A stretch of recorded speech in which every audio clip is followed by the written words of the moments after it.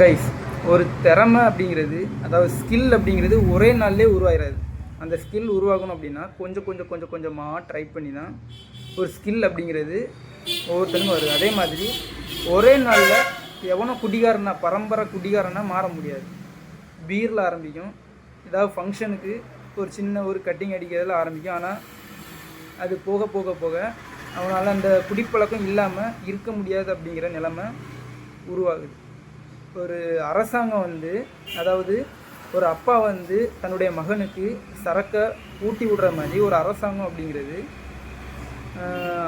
தெருவுக்கு தெரு டாஸ்மாக திறந்து விற்பனை பண்ணுது.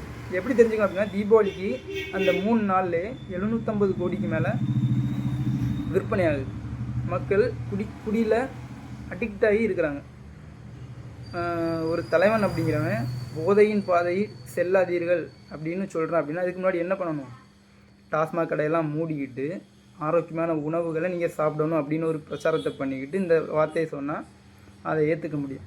ஆனால் தெருவுக்கு தெரு டாஸ்மாக்கை திறந்து வச்சுக்கிட்டு மதுவோட விற்பனையை அதிகப்படுத்தணும் அப்படின்னு ஒரு கூட்டம் போட்டு முடிவு எடுக்கிறாங்க அப்படின்னா அதை நம்ம எப்படி ஏற்றுக்க முடியும்? ஒரு குடிப்பழக்கம் அப்படிங்கிறது இந்த ஒரு குடும்பத்துக்கு ஒரு பொருளாதார சிக்கலை, ஒரு சுயமரியாதை சிக்கலை எந்த அளவுக்கு ஏற்படுத்துது அப்படிங்கிறத பெண்களுக்கும் விவரம் தெரிஞ்ச குடிப்பழக்கம் இல்லாத ஒவ்வொரு நபருக்கும் கண்டிப்பாக தெரிஞ்சிருக்கும். ஒரு மாற்று அரசியலை நோக்கி நம்ம கண்டிப்பாக நகரணும்.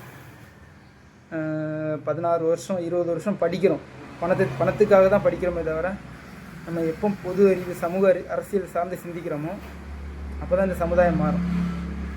அந்த பழைய அரசியலை விட்டுட்டு புதுசான ஒரு அரசியலை நம்ம தேடும்.